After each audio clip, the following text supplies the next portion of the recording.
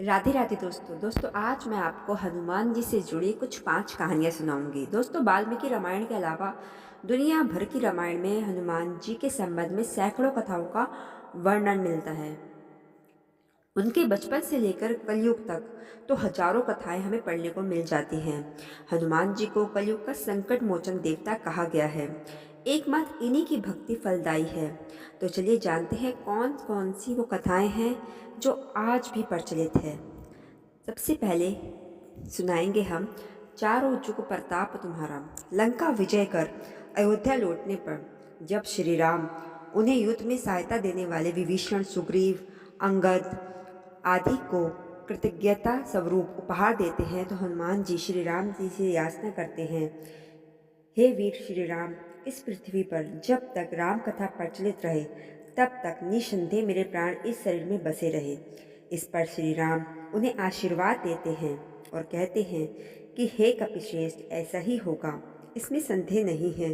संसार में मेरी कथा तब तक प्रचलित रहेगी, तब तक तुम्हारी कृति अमिट रहेगी और तुम्हारे शरीर में प्राण भी रहेंगे। जब तक ये लोक बने रहेंगे तब तक मेरी कथाएं भी स्थिर रहेगी। चारों जुग प्रताप तुम्हारा, हे प्रसिद्ध जगत उजियारा। दूसरी कथा, 2 बार उठाया था जब हनुमान जी ने संजीवनी पर्वत। दोस्तों एक बार बचपन में ही हनुमान जी समुद्र में संजीवनी पर्वत को देव गुरु बृहस्पति के कहने से अपने पिता के लिए उठा लाते हैं। यह देखकर उनकी माता बहुत ही भावुक हो जाती है। इसके बाद रावण युद्ध के दौरान जब रावण के पुत्र मेघनाथ ने शक्ति बाण का प्रयोग किया था तो लक्ष्मण सहित कई वानर मूर्छित हो गए थे। जामवंत के कहने पर हनुमान जी संजीवनी बूटी लेने द्रोणाचल पर्वत की ओर गए। जब उनको बूटी की पहचान नहीं हुई तब उन्होंने पर्वत के एक भाग को उठाया और वापस लौटने लगे। रास्ते में उनको काल नेमी राक्षस ने रोक लिया और युद्ध के लिए ललकारने लगे। काल नेमी राक्षस रावण का अनुचर था। रावण के कहने पर ही काल नेमी हनुमान जी का रास्ता रोकने गया था, लेकिन राम भक्त हनुमान उसके छल को जान गए और उन्होंने तत्काल उसका वध कर दिया। तीसरी कथा भी बता देते हैं दोस्तों आपको। जब विभीषण और राम को मिलाना हुआ, जब हनुमान जी सीता माता को ढूंढते ढूंढते विभीषण के महल में चले जाते हैं। विभीषण के महल पर वे राम का चिन्ह अंकित देखकर प्रसन्न हो जाते हैं। वहां उनकी मुलाकात विभीषण से होती है। विभीषण उनसे उनका परिचय पूछते हैं और वे खुद को रघुनाथ का भक्त बताते हैं। हनुमान और विभीषण का लंबा संवाद होता है और हनुमान जी जान जाते हैं कि यह काम का आदमी है। इसके बाद जिस समय श्री राम लंका पर चढ़ाई करने की तैयारी कर रहे होते हैं, उस दौरान विभीषण का रावण से विवाद चल रहा था और अंत में विभीषण महल को छोड़कर राम से मिलने को आतुर होकर समुद्र के इस पार आ जाते हैं। बानरों ने विभीषण को आते देखा तो उन्होंने जाना कि शत्रु का कोई खास दूत है। कोई भी विभीषण पर विश्वास नहीं करता है। सुग्रीव कहते हैं, हे रघुनाथ जी सुनिए, रावण का भाई मिलने आया है। प्रभु कहते हैं, हे मित्र तुम क्या समझते हो? वानर राज सुग्रीव ने कहा, हे नाथ, राक्षसों की माया जानी नहीं जाती। यह इच्छा अनुसार रूप बदलने वाला न जाने किस कारण आया है।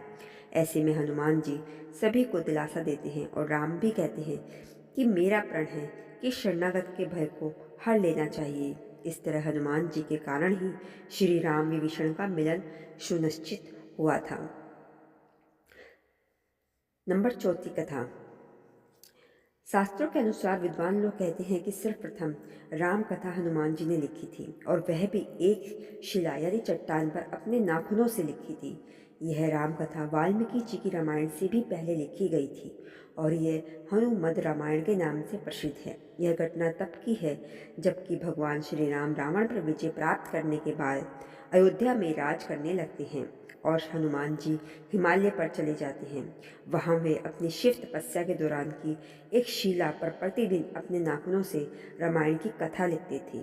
इस तरह उन्होंने प्रभु श्री राम की महिमा का उल्लेख करते हुए हनुमद रामायण की रचना की। कुछ समय बाद महर्षि वाल्मीकि ने भी वाल्मीकि रामायण लिखी और लिखने के बाद उनके मन में इसे भगवान शंकर को दिखाकर उनको समर्पित करने की इच्छा हुई।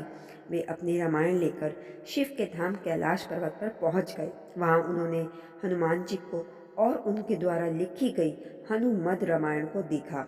हनुमत रामायण के दर्शन कर वाल्मीकि जी निराश हो गए। वाल्मीकि जी को निराश देखकर हनुमान जी ने उनसे उनकी निराशा का कारण पूछा, तो महर्षि बोले कि उन्होंने बड़े ही कठिन परिश्रम के बाद रामायण लिखी थी, लेकिन आपकी रामायण देखकर लगता है कि अब मेरी रामायण उपेक्षित हो जाएगी, क्योंकि आपने जो लिखा है उसके समक्ष मेरी रामायण तो कुछ भी नहीं है।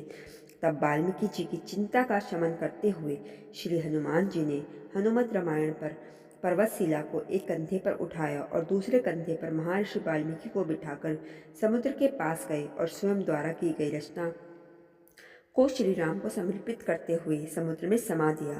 तभी से हनुमान द्वारा रची हुई गई हनुमत रामायण उपलब्ध नहीं है, वह आज भी समुद्र में पड़ी है। और आखिर पांचवी कथा हमारी आज की। महाभारत के युद्ध में अर्जुन के रथ पर हनुमान जी ध्वज लेकर बैठे थे। यह तो आपको भी पता ही होगा, लेकिन क्या आप जानते हैं कि राम जी के लिए कमान संभालने वाले हनुमान जी महाभारत के युद्ध में अर्जुन के रथ पर कैसे विराजमान हुए? तो जानते हैं इसके पीछे की कथा। त्रेता युग से ही राम जी का नाम लेकर हनुमान जी चिरंजीवी रहे, और ऐसे में एक दिन रामेश्वरम के पास उनकी भेंट अर्जुन से हो गई। अर्जुन को अपने धनुधारी होने पर बड़ा घमंड था। हनुमान जी से मिलने के बाद उन्होंने कहा कि प्रभु, आपने त्रेता युग में अपनी सेना के साथ मिलकर ये पत्थर का जो सेतु बनाया, अगर मैं होता तो अकेले ही अपने बाणों से ही ऐसा सेतु बनाता कि बिना टूटे उस सेतु से सभी बहुत आराम से उसे पार कर लेते। ऐसे में श्री राम ने क्यों नहीं ऐसा सेतु स्वयं बना लिया? हनुमान जी ने अर्जुन की पूरी बात सुनी और विनम्रता पूर्वक कहा कि जिस स्थान पर आप सभी खड़े हैं, यहाँ बाणों से सेतु बनाना असंभव है। ऐसा सेतु मेरी सेना का वजन क्या मेरा ही वजन नहीं संभाल पाएगा। इस पर अर्जुन ने हनुमान जी को चुनौती दी कि अगर उन्होंने बाणों से ऐसा सेतु बना दिया जिससे हनुमान जी 3 कदम चल पाए, तो फिर हनुमान जी को अग्नि में प्रवेश करना होगा, और अगर हनुमान जी के चलने से पुल टूट गया तो फिर अर्जुन अग्नि में प्रवेश कर जाएंगे। हनुमान जी ने अर्जुन की चुनौती स्वीकार कर ली। इसके बाद अर्जुन ने उनके सामने ही एक सरोवर में बाणों का सेतु बनाकर तैयार कर दिया। हनुमान जी प्रभु राम का नाम लेकर उस सेतु पर चल पड़े, लेकिन हनुमान जी का पहला कदम पड़ते ही वो सेतु डगमगाने लगा। दूसरे कदम में उस सेतु के टूटने की आवाज़ें आने लगी, और तीसरे कदम पर तो उस सरोवर का पानी रक्त जैसा लाल हो गया। लेकिन अर्जुन के कहे अनुसार हनुमान जी सेतु पर 3 कदम चल चुके थे, और अब उनकी अग्नि में प्रवेश करने का समय आ गया था। जैसे ही वो अग्नि में प्रवेश करने वाले थे, वैसे ही वहाँ श्री कृष्ण अवतरित हुए। उन्होंने हनुमान जी को रोका और उन्हें समझाया कि दरअसल ये सेतु तो पहले कदम में ही टूट जाता, लेकिन मैं कछुए का रूप लेकर इस सेतु के नीचे लेटा हुआ था। 2 कदमों के बाद तो ये सेतु टूट गया था, और हनुमान जी का तीसरा कदम असल में श्री कृष्ण के ऊपर पड़ा था। इसीलिए सरोवर का पानी उनके रक्त से लाल हो गया।